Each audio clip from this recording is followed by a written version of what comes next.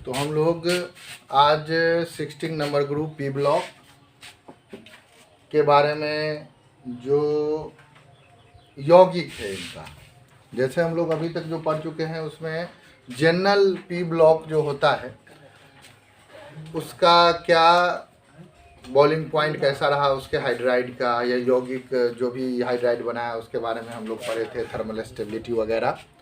तो आज हम देखेंगे कि उनका यौगिक कौन कौन सा है। जैसे ऑक्सीजन के बारे में जानेंगे कि ऑक्सीजन का निर्माण कैसे होता है, जो आजकल ऑक्सीजन ज़रूरत भी बहुत है कोरोना काल, तो निर्माण ज़्यादा जरूरी है। तो ऑक्सीजन का निर्माण देखेंगे, उसके बाद ओजोन देखेंगे, तो ये देखेंगे। तो आज का टॉपिक अभी का है ऑक्सीजन का सूत्र हम जान चुके हैं, सूत्र होता है O2 और ये अर्थ क्रस्ट में 46% है भूपर्पट्टी पे, और जबकि हमारे वातावरण में 21% हमको अवेलेबल है। लेकिन आजकल जो सुनने में आ रहा है कोरोना में कि ऑक्सीजन लेने में ही दिक्कत होता है इंसान को और ऑक्सीजन का भी कमी है, यही सुनने आ रहा है।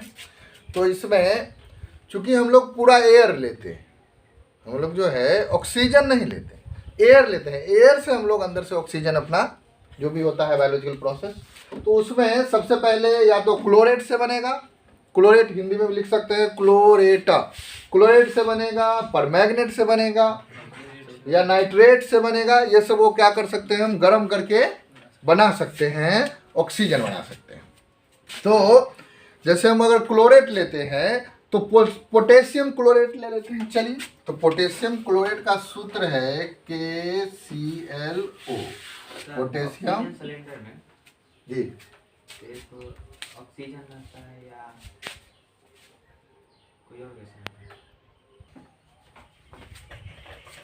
तो पोटेशियम क्लोरेट है ये। इसके बाद पोटेशियम परमैंगनेट लेंगे, इसका सूत्र आप पहले से जानते हैं, KMnO4। ये है पोटेशियम परमैंगनेट। इसका नाम भी लिखते चलेंगे, हम नाम भी लिख लेते हैं, पोटेशियम क्लोरेट, ठीक है। और इसका नाम है पोटेशियम परमैंगनेट। एक बात ध्यान रखेंगे कि इसको लिखते चलेंगे, इनऑर्गेनिक में जितना लिखेंगे उतना याद होने का चांस है, इनऑर्गेनिक में एकदम लिखना जरूरी है। उसके बाद ले लेंगे पोटेशियम नाइट्रेट। तो पोटेशियम नाइट्रेट का सूत्र होता है K तो लगेगा, और नाइट्रेट का सूत्र होता है NO2। तो ये हो गया potassium nitrate. Potassium nitrate NO3 होगा, 2 नहीं होगा, NO3।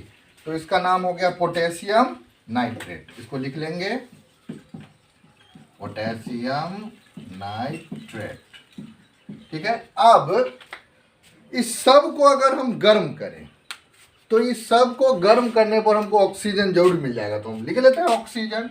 सबसे पहले ऑक्सीजन ही दे रहा है, कोई हेडेक नहीं है। बाद में देखेंगे बाई प्रोडक्ट में क्या आएगा। तो सबसे पहले क्या हुआ कि इसे वो गर्म करेंगे तो ऑक्सीजन मिल जाएगा। अब बात है कि साथ में क्या देगा, ऑक्सीजन तो दे दिया, यहाँ KCl दे देगा साथ में, KCl पोटेशियम क्लोराइड। एक तो ये दे दिया साथ में पोटेशियम क्लोराइड, KCl दे दिया।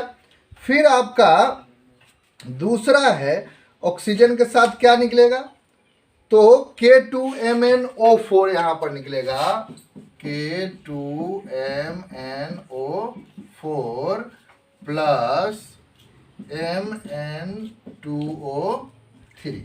एक साथ में मैग्नीज ऑक्साइड भी निकलेगा, जबकि बाई प्रोडक्ट मेन प्रोडक्ट हमारा क्या है, ऑक्सीजन। तो ऑक्सीजन से ही हमारा मतलब है। फिर यहाँ पर बाई प्रोडक्ट में निकलेगा पोटेशियम नाइट्रेट निकलेगा यहाँ पर साथ में, तो KNO2। यहाँ पर पोटेशियम नाइट्रेट निकला KMnO2। तो अब ये प्रोडक्ट है, इस सबको हीट किए हैं तो हमारा क्या मिला है, ऑक्सीजन मिला है। इस तरह से हम लोग क्या करते हैं कि ऑक्सीजन बनाते हैं, इस तरह से हम लोग क्या करते हैं कि ऑक्सीजन बनाते हैं, ठीक है। अब इसको नोट करिए और बार बार लिखिए, बार बार लिखिए।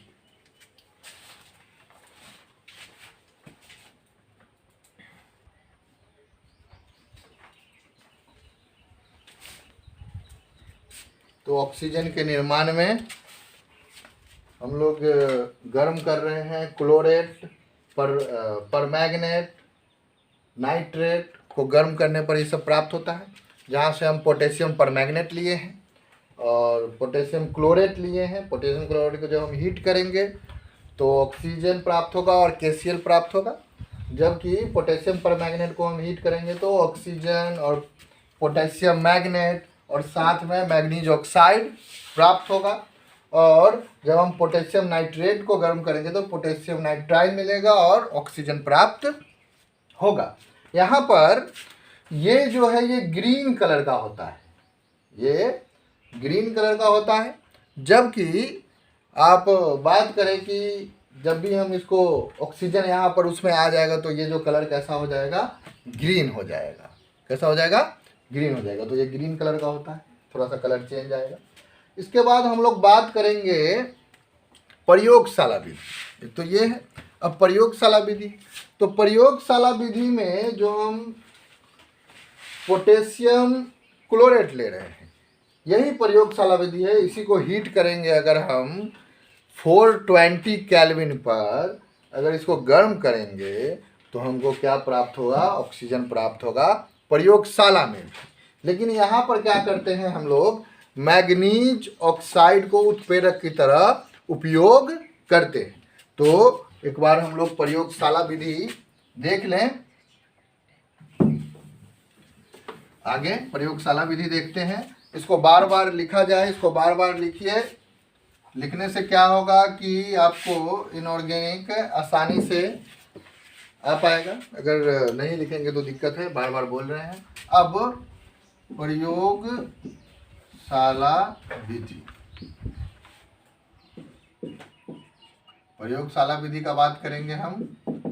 तो इसमें क्या है कि जब ये पोटेशियम क्लोरेट, इसको अगर हम 420 केल्विन पर हीट कर दे और इसमें उत्प्रेरक क्या डाल दें, उत्प्रेरक डाल दें मैग्नीज ऑक्साइड।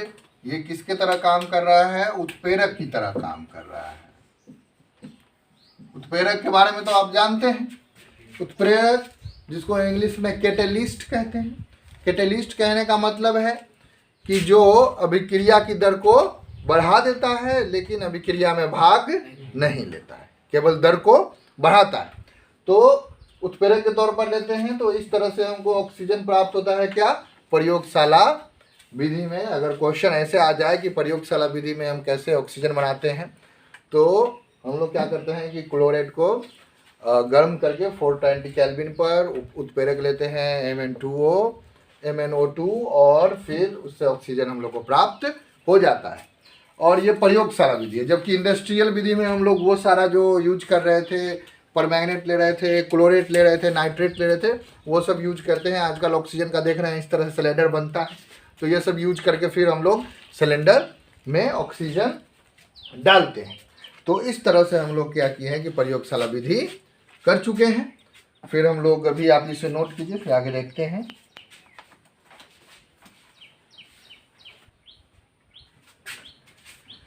तो हम लोग अब जो ऑक्सीजन का निर्माण करेंगे कि ये कुछ धातु हैं, इसके अपचयन द्वारा हम लोग क्या करेंगे कि ऑक्सीजन का निर्माण करेंगे, जैसे Ag, Hg, Pb, Cu के अपचयन द्वारा। तो इसका ऑक्साइड पहले लेंगे तभी तो अपचयन होगा। तो सिल्वर का ऑक्साइड लेंगे, Hg का ऑक्साइड लेंगे। इसमें कुछ एक अंडरलाइन है, एक लाइन हम खींच देते हैं, लाइन के ऊपर लाइन के नीचे, जिससे हम लोगों को कुछ पता चलेगा कि क्या प्रोसेस है। लाइन के ऊपर का अलग हिसाब है, लाइन के नीचे का रेड लाइन जो खींचे हैं ये रेड लाइन है, इसके ऊपर अलग हिसाब है और नीचे अलग हिसाब है। जैसे अगर हम बात करें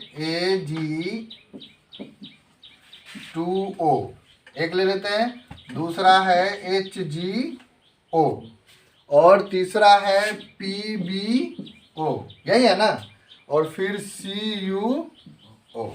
ठीक है, तो Cu का ऑक्सीडेशन स्टेट कितना होता है जनरली, Cu का ऑक्सीडेशन स्टेट जो हमारे पास है 2 होता है। तो यहाँ पर Cu2O होगा, तो उस हिसाब से काम करेंगे, देखेंगे फिर Cu2O। अब इसका क्या कराना है, अपचयन कराना है, अपचयन। तो अपचयन में क्या होगा कि ऑक्सीजन बाहर निकलेगा सीधा सीधा। तो अपचयन बाहर सीधा निकलेगा तो हम लोग यहाँ पर ऐसा लिख सकते हैं Ag+O2, सीधा सीधा ऑक्सीजन बाहर, सीधा सीधा ऑक्सीजन बाहर, इसी को अपचयन कहते हैं। अगर यहाँ बात करें हम तो Hg बैलेंस करते रहेंगे O2, ये तो यहाँ पर क्या हुआ कि धातु वाला हो गया, ऑक्सीजन निकल गया।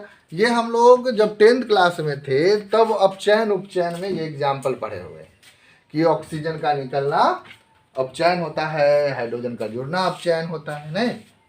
तो इस तरह से हम लोग क्या किए हुए हैं कि पढ़े हुए। तो इसको बैलेंस करने के लिए यहाँ हाफ कर दीजिएगा, यहाँ हाफ कर दीजिएगा, आगे इनऑर्गेनिक में बैलेंस करने का कोई भी रोल नहीं। तो इस तरह से हम लोग, लेकिन रेड लाइन के नीचे जो लिखा गया है इसको पहले रोक लेते हैं। ये है प्लम्बम ऑक्साइड, लेड ऑक्साइड। इसको नीचे इसलिए लिखा गया है कि यहाँ पर ऑक्सीजन इसका साथ नहीं छोड़ता है, मतलब ऑक्सीजन मर जाएगा लेकिन साथ ही रहेगा। यहाँ पर तो ऑक्सीजन साथ छोड़ा है लेकिन यहाँ पर साथ नहीं छोड़ेगा, वो साथ में भी रहेगा और आपको ऑक्सीडेशन भी करवाएगा, अपचयन भी करवाएगा। ये बात विशेष ध्यान रखना है। जैसे क्या होगा कि आपका जैसे Pb यहाँ पर 2 है, PbO2 जो होगा लेड ऑक्साइड, इससे पहले बनेगा PbO, ठीक है, ऑक्सीजन साथ है ना, और साथ में यहाँ पर ऑक्सीजन बाहर निकले, मतलब मर जाएंगे लेकिन साथ रहेंगे। बढ़िया प्यार मोहब्बत है इसको, मर जाएंगे लेकिन साथ रहेंगे, साथ छोड़ेंगे नहीं, और प्लस ऑक्सीजन भी देंगे। अच्छा चीज़ है भाई, साथ में ऑक्साइड भी दे रहा है, ये भी दे रहा है। तो इस तरह से इसलिए इसको रेड लाइन के नीचे किए हैं कि जब भी हम लोग सिल्वर लेते हैं या Hg पारा लेते हैं तो ये सीधा सीधा ऑक्साइड ऑक्सीजन बाहर कर देता है। लेकिन अगर हम यही बात कर लें प्लम्बम, ये ले ले, लेड ले ले, तो लेड के साथ जो ऑक्सीजन होगा वो मर जाएगा लेकिन निकलेगा नहीं, और ऑक्सीजन अलग फिर निकलता है। तो इस तरह से हम लोग क्या करते हैं कि ऑक्सीजन का निर्माण इसके थ्रू करते हैं। और चाहे Pb3O4 ले लें, अगर यहाँ पर Pb3O4 ले लेते हैं तब भी यही हालत होगा, तब भी क्या होगा, यहाँ PbO बनेगा और यहाँ पर O2 बनेगा। चाहे जितना केस ले लें हम, ये ऑक्सीजन क्या होगा कि मर जाएगा, नहीं मर जाएगा लेकिन साथ नहीं छोड़ेगा, नहीं साथ नहीं छोड़ेगा। तो इसको याद रखना है, इसीलिए कि इन दोनों में डिफरेंस है, इसको लिख लेना है कि मर जाएगा लेकिन साथ नहीं छोड़ेगा। दिल का चित्र में बेचारा रहेगा ऐसा लगा हुआ, ऑक्सीजन क्या होगा कि साथ में रहेगा। इनऑर्गेनिक में इसलिए ये सब छोटा मोटा ट्रिक देना है कि आपको फिर कंफ्यूज ना हो। जब भी ऑक्सीजन आप बनाएं, ऑक्सीजन का निर्माण करें, क्योंकि सारा धातु ही है। तो धातु है तो हम लोग शुरू से आदत रहेगा कि धातु को क्या करेंगे, अलग कर देंगे और ऑक्सीजन को बाहर कर देंगे।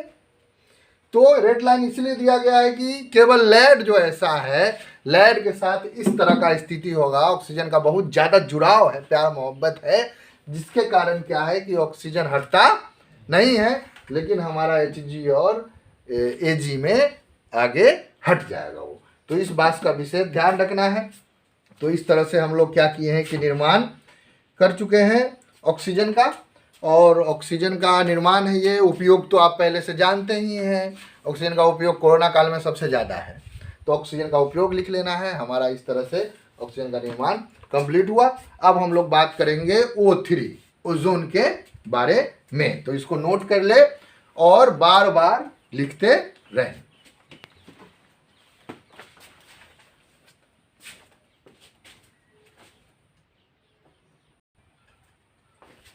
तो अभी 2 निर्माण और हमारे पास शेष हैं। जैसे एक है पोटेशियम डाइक्रोमेट, इस तरह से हम लोग इसका कर रहे थे, नहीं पिछला पोटेशियम परमैंगनेट देखे थे, इस बार पोटेशियम डाइक्रोमेट। इसमें क्या है कि आपका ये होता है ऑरेंज कलर का। अगर इसका डब्बा देखेंगे तो डब्बा के अंदर कैसा रहेगा, ये पाउडर टाइप में ऑरेंज कलर का होगा। तो ये है ऑरेंज, ऑरेंज मतलब नारंगी कलर का ये होता है। जबकि अगर हम इसका बात करें पोटेशियम क्रोमेट, ये होता है आपका ग्रीन होता है, ग्रीन, और ये होता है येलो। ठीक है, तो जब भी ऑक्सीजन निकल जाएगा इसको हीट करने पर, तो अपने आप हम लोग को क्या होगा कि पता चल जाएगा कि ऑक्सीजन बन चुका है, क्योंकि ऑरेंज किसमें कन्वर्ट हो गया है, ग्रीन और येलो में। तो इससे हम पता कर सकते हैं कि क्या हो गया, ऑक्सीजन बाहर निकल रहा है। ठीक है, एक तो ये पोटेशियम डाइक्रोमेट से, इसका नाम है पोटेशियम डाइक्रोमेट, जबकि ये ऑक्सीजन है, ये पोटेशियम क्रोमेट है, और ये क्रोमियम ऑक्साइड है। तो इस तरह से यहाँ क्या हो जाएगा, ग्रीन, और ये येलो हो जाएगा। तो इस तरह से आप इसका ध्यान रखें। नेक्स्ट है हमारे पास मैग्नीज ऑक्साइड। इस पर जरा एक बात देखें, इसको अगर हम हीट करेंगे तो हमारे पास ऑक्सीजन और मैग्नीज डाइऑक्साइड प्राप्त होता है, लेकिन इसमें यहाँ पर इसका ऑक्सीडेशन स्टेट जरा निकाल के देखिए आप, ऑक्सीडेशन स्टेट, तो यहाँ 3x हो जाएगा, 3x और प्लस और माइनस कितना, ऑक्सीजन के लिए 2, तो 2 4 जा 8, तो -2 बराबर 0। तो यहाँ हो जाएगा 3x माइनस, यहाँ 8 ना हो जाएगा ना, 3x माइनस 8 इक्वल टू 0, तो 3s equal to 8, x equal to 8/3। गड़बड़ हो गया नहीं साहब? ये इसीलिए समझाना है कि जनरल अगर आप पढ़ेंगे, जनरल जो पढ़ाई होता है उसमें डायरेक्ट आपको बता दिया जाएगा कि मैग्नीज ऑक्साइड जो है, इसको हम हीट करेंगे तो सीधा सीधा हमको क्या हो जाएगा कि ऑक्सीजन प्राप्त हो जाएगा। जनरली हम लोगों को ये बताया जाता है, लेकिन हम लोग एक स्टेप आगे बढ़ के बात करेंगे कि यहाँ 8/3 हो गया, ऐसा ऑक्सीडेशन स्टेट कभी आ सकता है क्या? ऑक्सीडेशन स्टेट आज तक कभी फ्रिक्शन में किसी का आया है क्या? या तो प्लस माइनस 0, यही ना होगा, इससे ज़्यादा क्या होना है? पहले भी हम बात किए। तो इसको चेक करने के लिए हम लोग क्या करेंगे, यहाँ पर थोड़ा ऑक्सीडेशन स्टेट मैग्नीज का चेक कर लेते हैं। यहाँ पर क्या है, यहाँ पर अगर बात करें तो x है और प्लस और माइनस 1 का कितना 2, तो 2 के लिए 2 और माइनस 2 बराबर 0, तो x माइनस 4 इक्वल टू 0, तो x इक्वल टू +4। तो यहाँ पर तो +4 आया है, और जबकि यहाँ 8/3 आया है, इसका मतलब कुछ तो झोल है, कुछ झोल है। वो झोल हम लोग को पता करना है।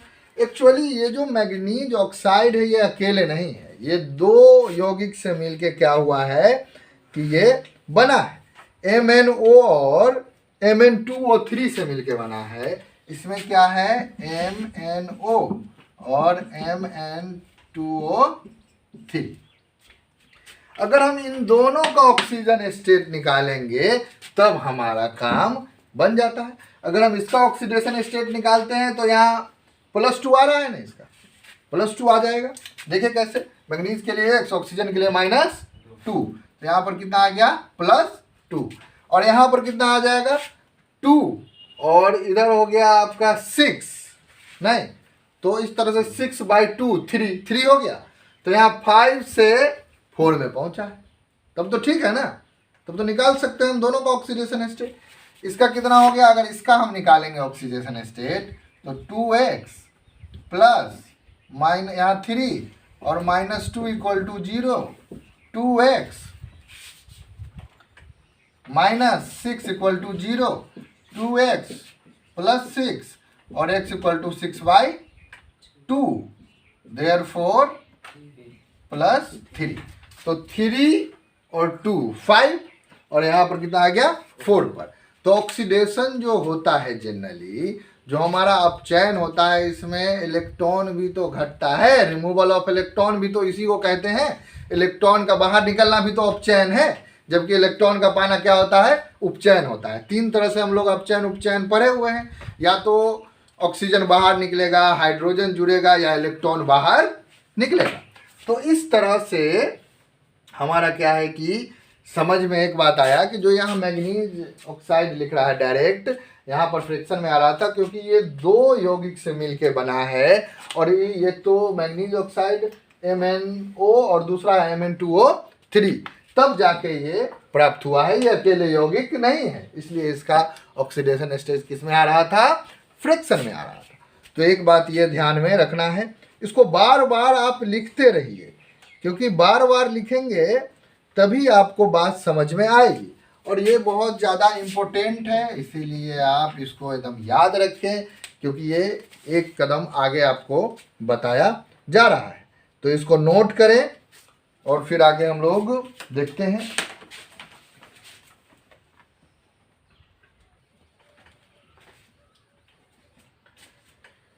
नेक्स्ट हमारे पास है जिंक नाइट्रेट।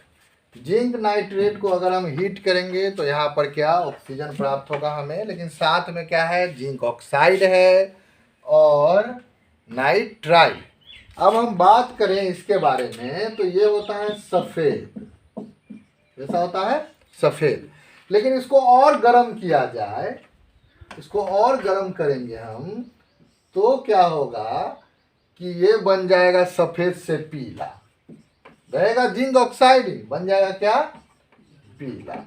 और इस तरह से अगर गर्म करने में जितना गर्म करना है टेम्परेचर उससे और थोड़ा बढ़ा देंगे तो इसका कैसा हो जाएगा, सफ़ेद से पीला, लेकिन ऑक्सीजन निकलते ही रहेगा, ऑक्सीजन क्या होगा, निकलेगा ही। अब जैसे इससे क्वेश्चन क्या आएगा, क्वेश्चन आएगा कि एक यौगिक है ए जिसको गर्म किया जाता है तो बी बनाता है, और अधिक गर्म करने पर वह सी बनाता है, और साथ में नाइट्राइल और ऑक्सीजन बाहर निकलता है। तो ए और बी का, और वो ये भी बताया कि ये सफेद यौगिक बनाता है, और गर्म होने पर कितना हो जाता है, पीला यौगिक हो जाता है। तो आप ए बी सी के बारे में बताएं, ये क्वेश्चन टफ क्वेश्चन में से आता है। तब आपको याद रखना है कि ऑक्सीजन बाहर निकालने का विधि तो 4-5 ही पढ़े हैं, या तो हम क्या करेंगे उधर क्लोरेट वगैरह देखेंगे, नहीं तो पोटेशियम परमैंगनेट देखेंगे, नहीं तो पोटेशियम डाइक्रोमेट देखेंगे, तो वो सब में सफ़ेद से पीला तो हो नहीं रहा था, तो लास्टली हमको जिंक ऑक्साइड ही सफ़ेद से पीला होता है गर्म करने पर, तो हम जिंक नाइट्रेट यहाँ पर लिख देंगे, यहाँ पर जिंक ऑक्साइड लिख देंगे, यहाँ पर जिंक ऑक्साइड लिख देंगे। इस तरह से हम लोग क्या किए कि निर्माण पढ़े हैं, तो हमारा इस तरह से निर्माण समाप्त होता है। इसको बार बार लिखें, और फिर O3 के बारे में हम लोग देखेंगे।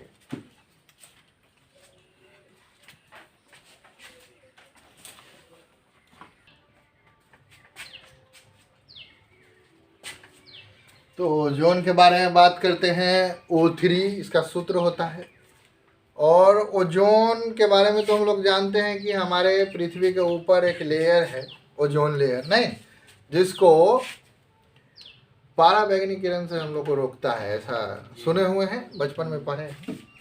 तो आप ओजोन के बारे में जानेंगे तो सबसे पहले इसका संरचना देख लेते हैं कि किस तरह से इसका संरचना होगा। तो अगर हम बात करें ऑक्सीजन कितना है, 1 2 3 ऑक्सीजन है, 3 ऑक्सीजन है, तो एक ऑक्सीजन में कितना होता है बाह्यतम कक्षा में इलेक्ट्रॉन, अभी तक हम पढ़े हैं जो बाह्यतम कक्षा में इलेक्ट्रॉन है 6 है।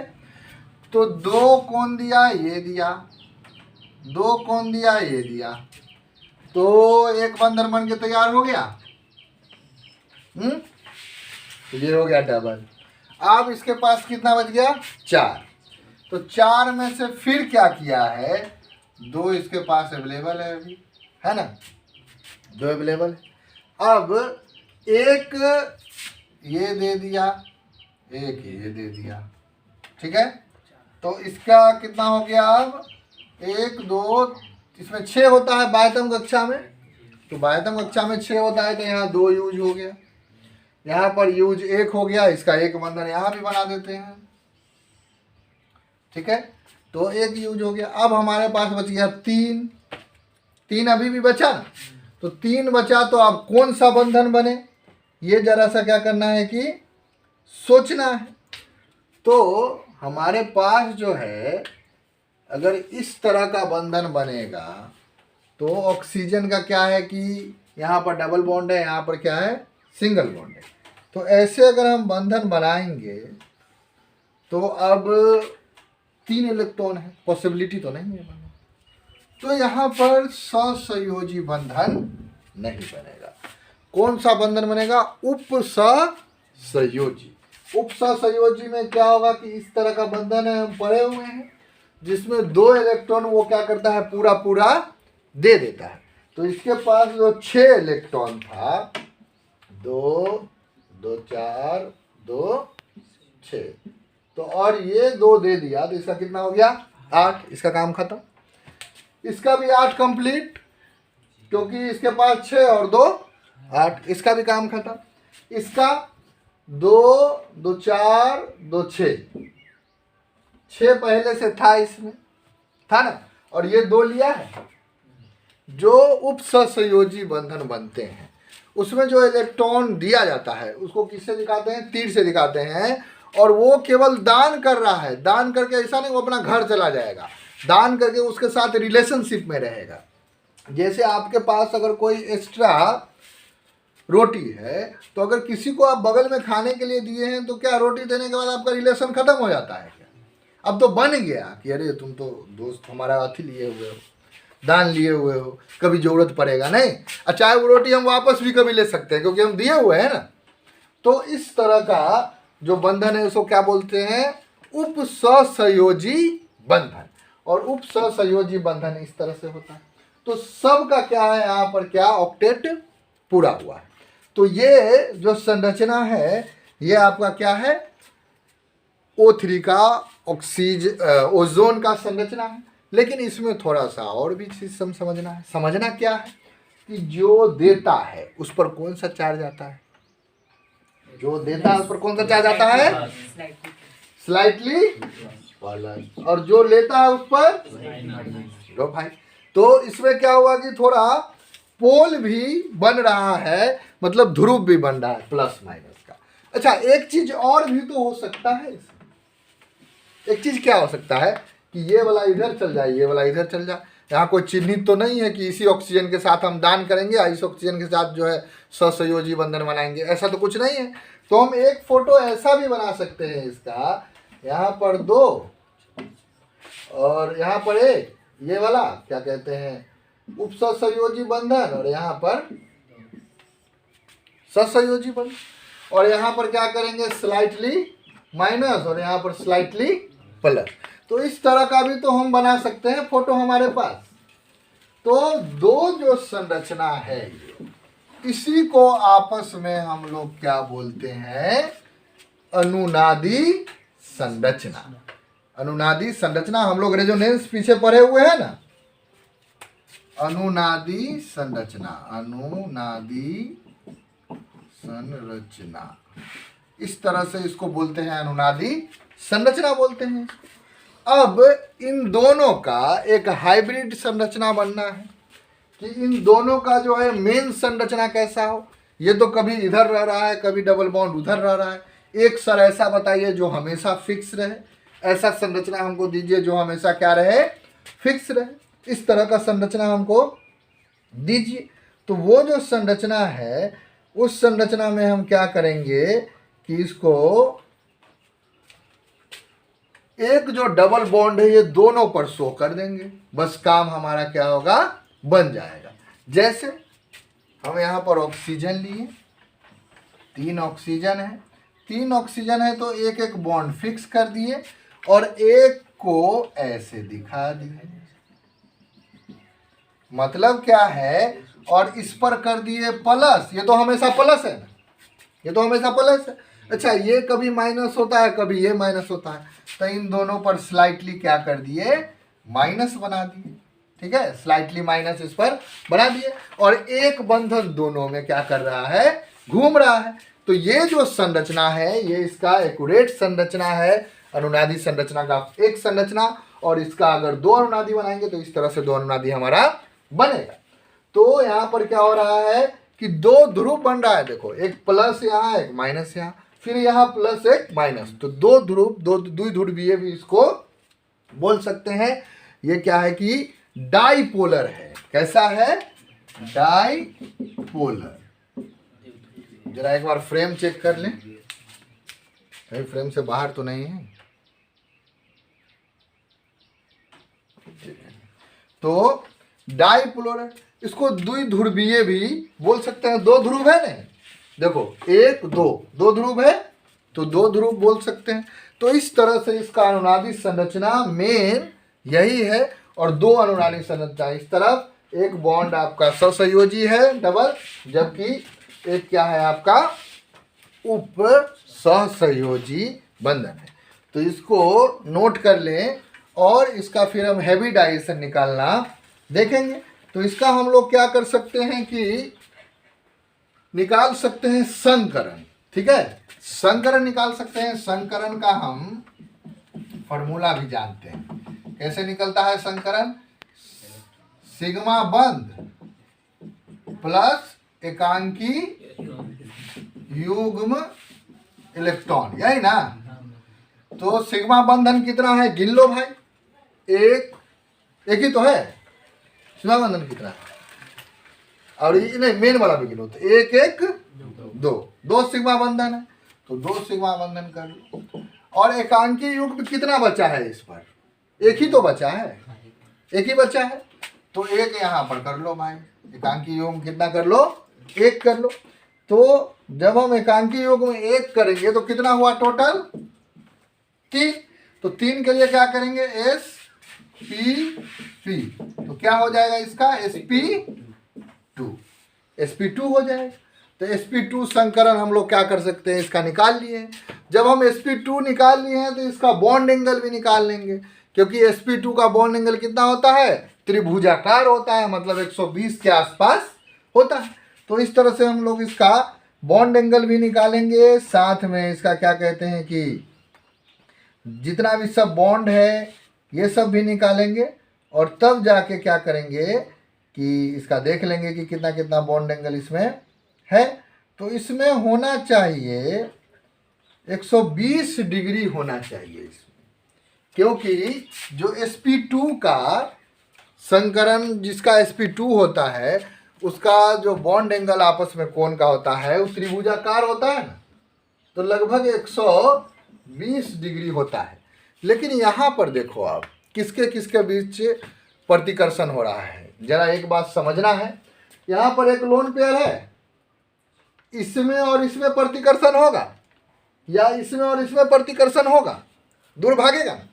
तो जब दूर भागेगा ये, या यहाँ पर जो लोन पेयर इलेक्ट्रॉन दो है हमारे पास, दो तो यहाँ पड़ा हुआ है ना, दो जो है, तो इन दोनों में जो प्रतिकर्षण होगा वो कौन सा प्रतिकर्षण होगा, लोन पेयर बॉन्ड पेयर प्रतिकर्षण, यही ना होगा। LP है और ये क्या है, BP है। तो लोन पेयर बॉन्ड पेयर में जब प्रतिकर्षण होगा तो दूर जाएगा, तो दूर जाएगा तो 120 से बढ़ेगा ना उसका। जब आपस में एंगल ये दूर जाएगा तो क्या होगा कि प्रतिकर्षण होगा, और ये भी इधर प्रतिकर्षण हो रहा है, फिर बॉन्ड पेयर भी बॉन्ड पेयर प्रतिकर्षण हो रहा है। तो इस प्रतिकर्षण के कारण एंगल 120 नहीं होके 127 हो जाएगा। तो इसका एंगल कितना है, 127 डिग्री। तो इस तरह से हम लोग अनुनादी संरचना का संकरण भी निकाल लिए और बॉन्ड एंगल भी हम लोग क्या किए हैं कि निकाल लिए हैं। बॉन्ड एंगल भी हम लोग क्या किए हैं कि निकाल लिए हैं।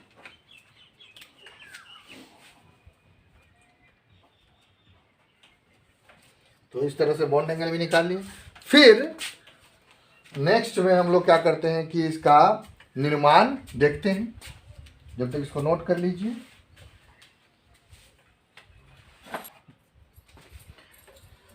तो इस संरचना को एक बार और देखें। इसमें क्या है कि जो लोन पेयर और बॉन्ड पेयर जो प्रतिकर्षण हो रहा है, इसके कारण इसका होना चाहिए 120 डिग्री, लेकिन 120 डिग्री नहीं होकर ये 80 डिग्री होता है इन दोनों के बीच। और 127 इसका बॉन्ड लेंथ है। ये जो आपका जो बॉन्ड है ऑक्सीजन और ऑक्सीजन के बीच, ये पिकोमीटर में है। तो 127 पिकोमीटर है, ये करेक्ट करें। तो इस तरह से जो है हम लोग क्या करते हैं कि इसका अनुनादी संरचना देख लिए हैं, हम लोग संकरण देख लिए हैं। संकरण देखने के बाद इसमें कितना एंगल होना चाहिए और कितना है ये देख लिए हैं। अब इसके बाद हम लोग इसका क्या देखेंगे, निर्माण देखेंगे।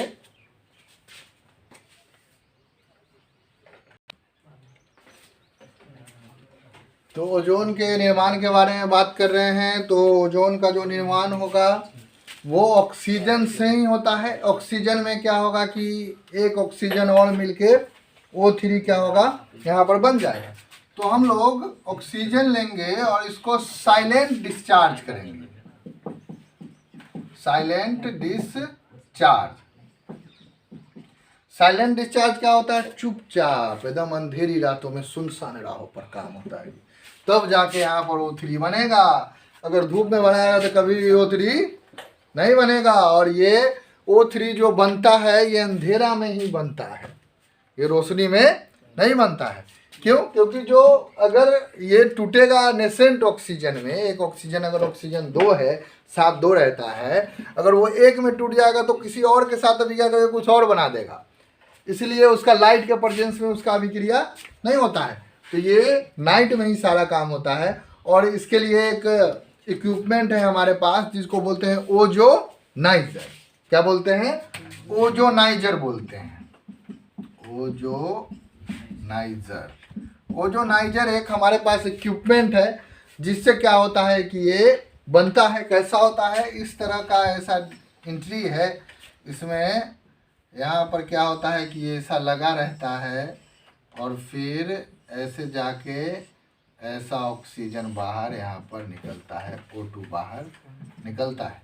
और यहाँ पर जो है स्टील का एक कवर लगा रहता है, स्टील का, यहाँ पर स्टील है, स्टील का कवर लगा रहता है। तो इस तरह से हम इसको गर्म करते हैं, तब जाके अंधेरा में ये प्रोसेस होता है पूरा, और हमारा क्या प्राप्त होता है? ऑक्सीजन प्राप्त होता है। और ये स्टील का लगा है, इसमें एक बैटरी हम यहाँ पर जोड़े रहते हैं, यहाँ पर एक बैटरी जोड़ लेते हैं, यहाँ पर बैटरी जोड़ लेते हैं इधर, और एक उसके लिए जोड़ लेते हैं, एक इधर कर देते हैं और एक यहाँ से जोड़ देते हैं इस तरह से। तो एक बैटरी जोड़ देते हैं, एक प्लस एक माइनस, तो यहाँ प्लस हो गया, यहाँ माइनस हो गया। तो इस तरह से जुड़ा रहता है। और इधर से ऑक्सीजन सप्लाई हुआ अंधेरा में, और यहाँ से हम इलेक्ट्रिसिटी जोड़ दिए, इलेक्ट्रिक डिस्चार्ज कराते हैं, एकदम आवाज़ नहीं, साइलेंट डिस्चार्ज है। उसको जब इलेक्ट्रिसिटी पास कराते हैं तो ऑक्सीजन टूट के फिर O3 में क्या होता है? यहाँ कन्वर्ट हो जाता है। और इस जो हमारा प्रोसेस है इसको ओजोनाइजर कहते हैं। तो ओजोनाइजर के थ्रू हम क्या कर सकते हैं कि ये प्राप्त कर सकते हैं। अब इसमें ये जो अभिक्रिया है ये ऊष्माशोषी अभिक्रिया है। कैसा अभिक्रिया है? ऊष्माशोषी, ऊष्माशोषी अभिक्रिया है। ऊष्माशोषी अभिक्रिया क्या होता है? वैसा अभिक्रिया जिसमें अभिक्रिया उत्पाद बनने के लिए ऊष्मा की आवश्यकता होती है। तो ये बहुत अच्छी बातें हैं। अगर ये ऊष्माशोषी अभिक्रिया नहीं होता तो अपने आप जो है चारों तरफ क्या होता कि ऑक्सीजन टूटते रहता। जो O2 है हमारा वो टूट के एक एक में कन्वर्ट हो जाएगा ऑक्सीजन में, ऊष्माशोषी अगर नहीं रहता तो। लेकिन ऊष्माशोषी है तो ऊष्मा देना पड़ेगा, कोई देगा तभी ना टूटेगा वो, तो कोई देगा टूटेगा। इसीलिए हम लोग सुरक्षित है कि ये ऊष्माशोषी अभिक्रिया है।